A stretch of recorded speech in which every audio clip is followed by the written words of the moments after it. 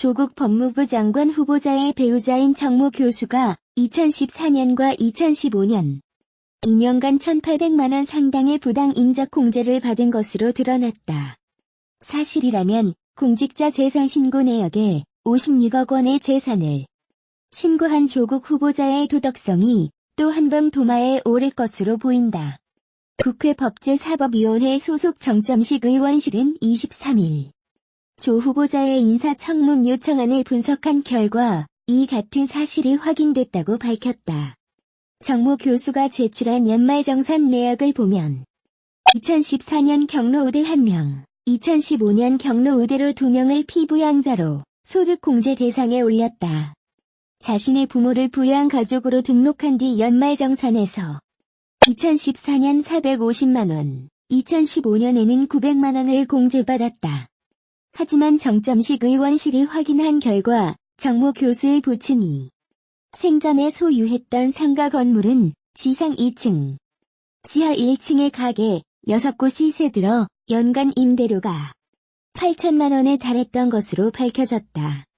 정 교수의 부친은 2015년 사망한 것으로 알려졌다. 현행소득세법에 따른 부양가족 공제 대상은 연간 소득금액 합계액이 100만 원 이하인자 주민등록표상 동거가족으로서 현실적으로 생계를 같이 하는 자 등으로 돼 있다. 직계 존속의 경우 주거가 달라도 부양가족으로 올릴 수 있지만 실질적으로 부양하는 경우에만 공제가 가능하다. 정점식 의원은 부양가족 공제 대상 요건에 부합하지 않은 부당 공제라며 조국 후보자는 배우자의 부당 공제로 인한 세금 미납액을 조속히 납부하라고 요구했다. 아울러 청년들에게 좌절을, 부모 세대에게 절망을, 대한민국의 먹구름을 안기는 조국 후보자는 최소한의 도덕성조차 상실했다. 스스로 깊이 반성하고 장관 후보 측에서 즉시 사퇴하라고 촉구했다. 조국 법무부 장관 후보자의 재산은 56억 4,244만 원이고 이 중 예금이 34억 4,347만 원으로 전체 61.0%를 차지하는 것으로 확인됐다. 그가 청와대 민정수석으로 부임한 뒤 처음 재산을 공개할 때 49억 8,981만 원으로 신고했던 것과 비교하면 재산이 약 6억 5,263만 원 늘어난 것이다. 대부분은 아파트와 상가의 공시지가 변동폭이다. 조 후보자는 14일 이 같은 내용을 담은 인사청문 요청안을 국회에 제출했다.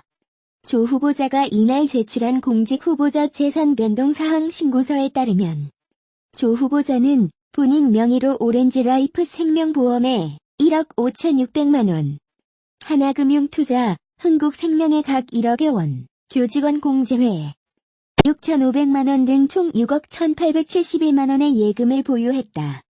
조 후보자의 배우자 명의로는 한국투자증권 13억 4천만 원 등 총 27억 393만 원의 예금을 재산으로 신고했다. 여기에 장녀 명의로 6,347만 원, 장남 명의로 5,282만 원, 모친 명의로 454만 원 등 조 후보자가 보유한 예금 총액은 34억 4,347만 원이다. 배우자 명의의 예금 중에는 사모펀드인 블루코어 밸류업 9억 5천만 원도 있다. 장녀, 장남도 사모펀드 블루코어 밸류업에 각각 5천만 원씩 납입한 것으로 신고됐다. 인사청문 요청안에 첨부된 재산신고 관련 부속 서류에 따르면 해당 사모펀드의 배우자가 67억 4,500만 원, 장녀, 장남이 각각 3억 5,500만 원씩 총 74억 5천만 원을 출자하기로 2017년 7월 31일에 약정했다. 공교롭게 조 후보자가 청와대 민정수석으로 발탁된 지 2달여 후다. 조 후보자가 민정수석 재직 당시 배우자 명의로 갖고 있던 유가증권 8억 5,026만 원은 일부 매각해 지난해 3월 재산 변동 신고 때 3억 4,727만 원까지 줄었다가 지난 3월 재산 변동 신고 때는 0이 됐다. 전량 매각한 것이다. 당시 보유하던 주식은 삼성전자 100주, 현대차 650주, CJ제일제당 200주, 카카오 450주, LG 하우시스 350주, OCI 405주 등 우량주 위주였다. OCI는 이미선 헌법재판관이 후보자로 내정됐을 당시 유독 이곳에 집중 투자한 것으로 드러나 논란이 됐던 그 기업이다. 민정수석 재직 이후 약 2년 사이에 금이 14억 3천만 원 늘어났는데 이 같은 주식 매각으로 올린 수익이 영향을 준 것으로 보인다. 조 후보자는 인사청문 요청한 재산 변동 사항에는 유가증권 항목을 아예 적지 않았다. 조 후보자는 본인이 소유한 서울 방배동 아파트 가격을 10억 5,600만 원으로 신고했다. 지난 3월 공개된 같은 아파트의 가격은 9억 2,800만 원이었는데 반년 만에 공시가격이 1억 2,800만 원 올랐다. 민정수석 부임 첫 해에는 아파트 가격을 7억 1,400만 원으로 신고했었다. 배우자가 소유한 서울 하월곡동의 상가는 지난 3월보다 570만 원 증가한 7억 9,730만 원으로 신고됐다.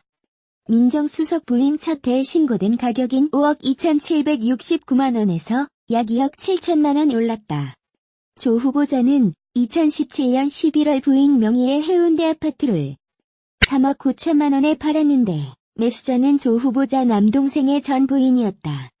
그해 파리 부동산 대책을 도입하면서 김현미 국토부 장관은 살 집 아니면 팔라고 말했었다.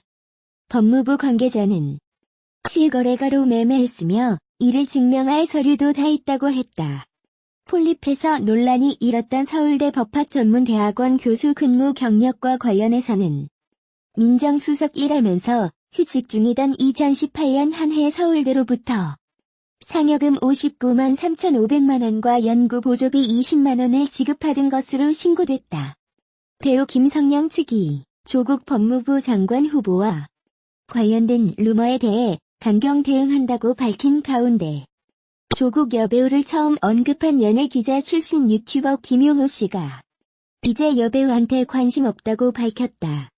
김 씨는 29일 오후 자신의 유튜브 채널을 통해 라이브 방송을 진행했다. 그는 저를 고소한다고 하는 여배우님. 제가 어떤 자료를 갖고 있을 줄 알고 고소라는 말을 쉽게 하냐. 제가 연예보지만 연예인에 관심 없다. 스캔들?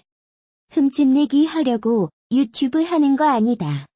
저는 조국 아웃, 문재인 정부의 마지막을 위해 싸우는 거다라고 말했다. 이어서 여배우한테 관심 없다.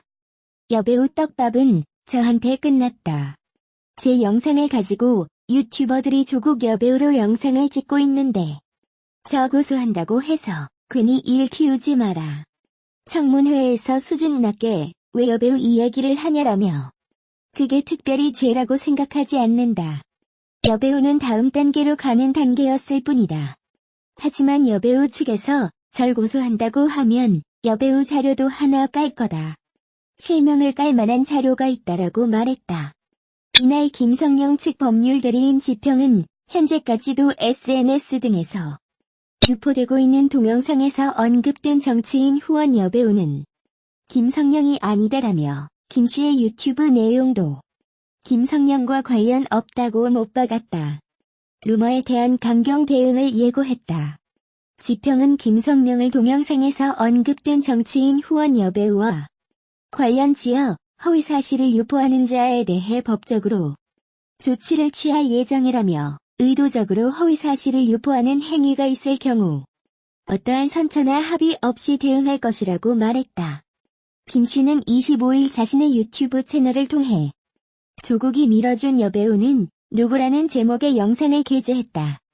김 씨는 한동안 슬럼프를 겪었던 모 여배우가 갑자기 작품도 많이 찍고 CF 광고도 많이 찍었다며 조 후보자가 이 여배우가 여러 작품을 할 수 있도록 도와줬다. 여배우의 전 남편은 조 후보자 동생의 절친한 친구라고 전했다.